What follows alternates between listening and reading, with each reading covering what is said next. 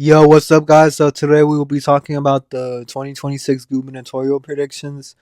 I filled out most of the safe states because we ain't gonna be wasting time talking about them. Some of you may be surprised that Vermont is safe Republican, but Phil Scott is an extremely popular governor, and his margin of victory keeps increasing. So we'll see if that trend continues or not. This goes into my point that governor elections are a lot less polarizing than federal races. As you can see, back in 2022, there were a lot of split ticket voting. Democrats won in Kansas, while on the same ballot, they lost the Senate race. So, with that in mind, let's get into our likely states.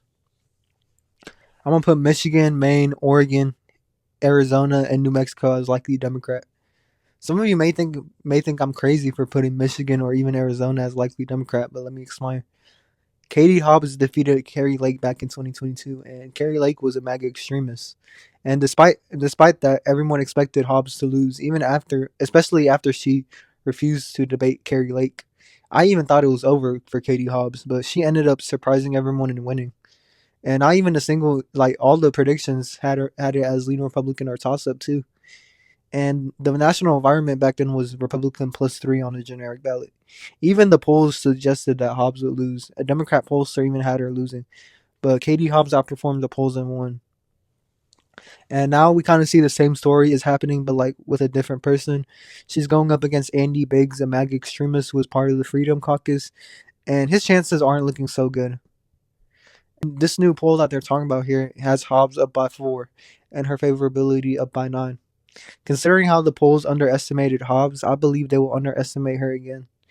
Not to mention that moderates broke for Katie Hobbs by over 20 points. And look at the national environment now. If Lake couldn't beat Hobbs in a Republican +3 national environment, how will Biggs do it in a Democrat +7 national environment? Now for Michigan, it's pretty simple. Michigan loves Gretchen Whitmer, and she won her election back. She won her election by 10 points back in 2022. But she isn't running for this race. She's term limited. But Democrats have an even stronger candidate than Gretchen Whitmer, and which is Jocelyn Benson. She outperformed Gretchen Whitmer in 2022 by 4 points, so she basically won her race by 14 points. And not to mention, Whitmer's popularity will help Benson, because both our Democrats, Whitmer has been pretty competent in her administration. And even though John James is a strong candidate, it's just not his year, and he's going up against a strong opponent. So Michigan will stay in the likely Democratic column. Now for the likely Republican states, we have New Hampshire, South Carolina, Florida, and Texas.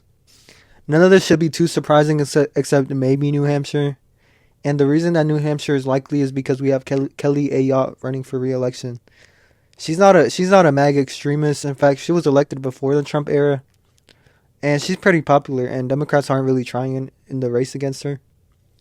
So these are the likely Democrat and Republican states. Now let's get on to the lean states. Now for our lean Republican states, we have Kansas, Nevada, and Alaska. In Alaska, the Republican governor, Mike Dunleavy, is pretty unpopular.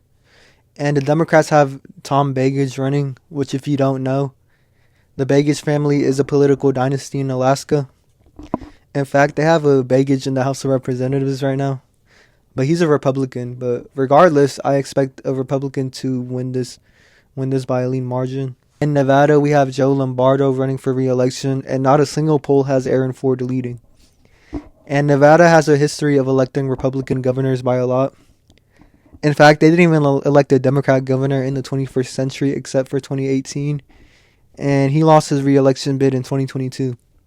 So we'll see how that race goes. I expect Joe Lombardo to win his race. And now for our lean Democratic states, we have Iowa and Wisconsin. Some of you may be surprised that Iowa is lean Democrat, but the Kim Reynolds administration is pretty unpopular over there. And Zach Land, who won the Republican nomination, is like a carpetbagger, and he's pretty unpopular. He's not even from Iowa; he's from Kansas. Meanwhile, Rob Sand is a pretty strong candidate. He won the statewide auditor's race in 2022, despite Kim Reynolds winning statewide by 20 points.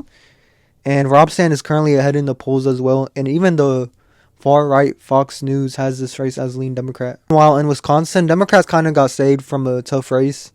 I think Kong could have had a chance at winning, but Democrats would invest way more in that race than with Crowley as the nominee.